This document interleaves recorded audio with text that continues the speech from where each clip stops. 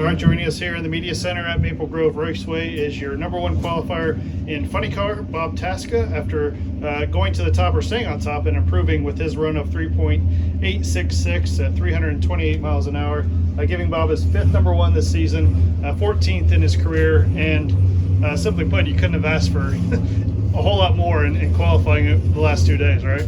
Yeah, the car performed flawlessly.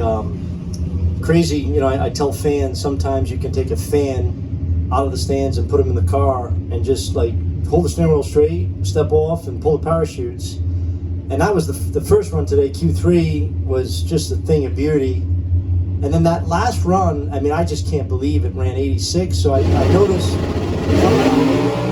coming up on half track, it made a move to the right, and I pulled it back. And it was just accelerating so hard, and I was fighting it, and I went through the finish line with my arms all the way turned to the left as hard as I could, and I saw that finish line cone coming up, but I just knew, I said it's got a hole out, man. I can't even believe it, how hard it's pulling. So it actually was on 7 cylinders from half track to the finish line, and it ran 86. That's why the speed was down from what we've been running. But what can you say, as a driver, team owner, that's what you ask for from your team. They give you a car that can go out there and compete, and you know, you put yourself in a position to win. But a lot of unfinished business here this weekend. Tomorrow's a big day. I think it's going to be a very challenging day, actually, early in the rounds, because we're going to be here at 9:30.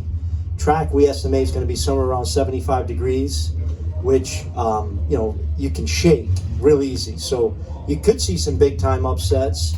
But for us, you know, we just want to go out there and do the best we can, and we'll manage the conditions as they go. And then I think as the day kind of progresses, you're going to fall back into the conditions that we've run really, really well in, and that gives you a lot of confidence going into Sunday. We talked a lot this year about kind of being at your best this time of year, making those throwdown runs. You look at the numbers. There's 7 cars in the 380s,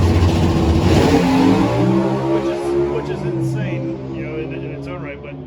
To make those runs and be at the top of this, that kind of proves your point of this team's capable at this time of year. Yes, you remember. Yeah, absolutely. You remember all the way back to Gainesville. So I said it in Gainesville, those first 5 races, you'll see the guys and gals that'll throw down in the countdown, because these are the conditions that we're going to see for the rest of the year. You may get a hot track here or there, but for the most part, if you can't go hardball with these guys running 80s, mid to low 80s, trust me, low 80s are coming. Right. They're coming. We were trying there to do something spectacular, and we missed it by a little bit because we put that hole out. But the cars that can go and run mid to low 80s are the cars that are going to really contend for the championship. And then, like I said last night, the real championship contenders are the ones that can do it again and again and again and again, because you have to have the consistency, and we've really been working hard on that aspect of it. So no, it's exciting, it's where we need to be, and we just got to stay focused. And you know, it just shows the little points matter. We went from 4th to 3rd, and Robert didn't run lousy this weekend, right? You know, Robert ran pretty damn good, and we were able to get around him. So you know, every point matters, and we're going to try to pick up a whole pile of them tomorrow. You're not new to this driving deal, but all the year long you've been singing the praises of Aaron Brooks and Todd O'Bahara. This year, how has your driving either improved or not? Well, I think as a driver, I've done some of my best driving in my whole career this year, and I give the credit to the car, because a great car makes a driver better. A bad car, an average car, doesn't help a driver. And you know, from my reaction times to car control, the little things that we've worked on, it's been really good for me. And I think the other thing as a driver is the chemistry. And I'm not saying I've had bad chemistry with my crew chiefs in the past, because I've had very good chemistry. But the chemistry that me, Todd, and Aaron share, just sitting in the trailers, my kids will tell me, Dad, that's like, we've never seen you like that up in the trailer. It's really good. It's healthy, and it, I think, gives Todd and Aaron the confidence they need, with me being the team owner and driver, and the same on my side. And you know, you're seeing it. The race car goes up and down the racetrack. The guys are excited about it, and we just got to stay focused and you know, finish the deal this weekend. May I follow up? So, are you involved at all in the tune-up calls, or do you completely step back? if I was involved, it would run a lot worse than it does. So my grandfather told me a long time ago, you hire the best people you can hire and let them do their job. I like to know what they're doing. Like, I'll ask Todd, hey, what are you guys thinking? Only, not that I influence their decision at all, because I don't, but are you trying to run 85, 83, or are we trying to go 87? And I just think mentally as a driver, you're expecting, gearing up for what the team's trying to do, how the car's going to leave.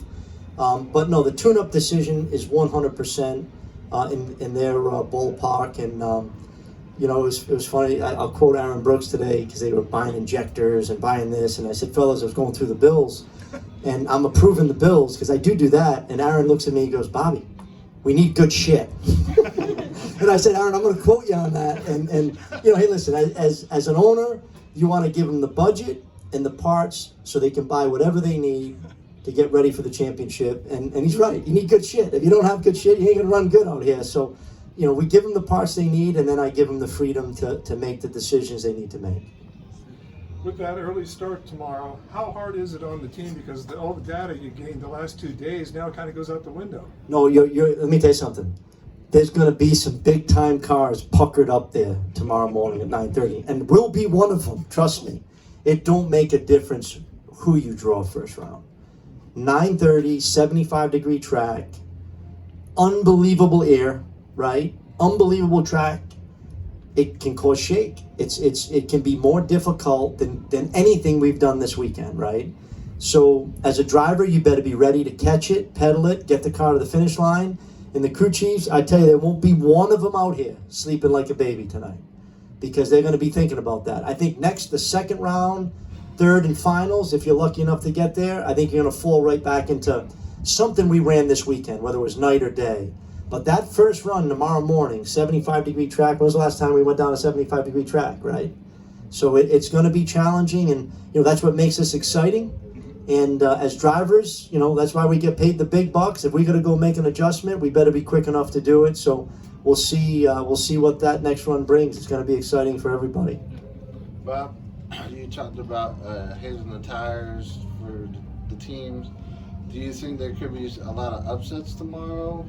Well, I think that first round sets itself up potentially for some big-time upsets, absolutely, because it's going to be conditions nobody's been down, and it's not even that like we're going down a hot track. We've done it. This is a condition that we don't see a lot throughout the year. I think you got to go up there. I don't know who we're racing, number 16 qualified, but we're going to go up there like we're racing Robert Height in the finals. And if you don't have that mentality, you could get yourself bit on not hitting the track hard enough. One last thing, sellout crowd today, great crowd, great fan base. You know, kind of represents the whole Northeast that you see at Epping and here. How cool is that for you to see? Well, this? first off, testament to the Koreski family. Yeah. You know, for reinvesting in our sport, you know, giving the fans a best-in-the-class facility, and thank you to all the fans, right, for recognizing that. They saw or tasted it last year. They took it up a level this year. They'll take it up a level next year. And yeah, I mean, New England fans, I'm a little biased. I mean, I'm from New England. You know, this is one of the few places that they don't tell me I talk funny, right? So, no, it's great to be here. This is like a home away from home for me, outside of New England Dragway. And, you know, like I said, I've won here. It's been a few years since I've won here. But I would really love to win at this race and be in the winner's circle with all these Ford fans. Thanks a lot, Bob. Good luck Thank tomorrow. you.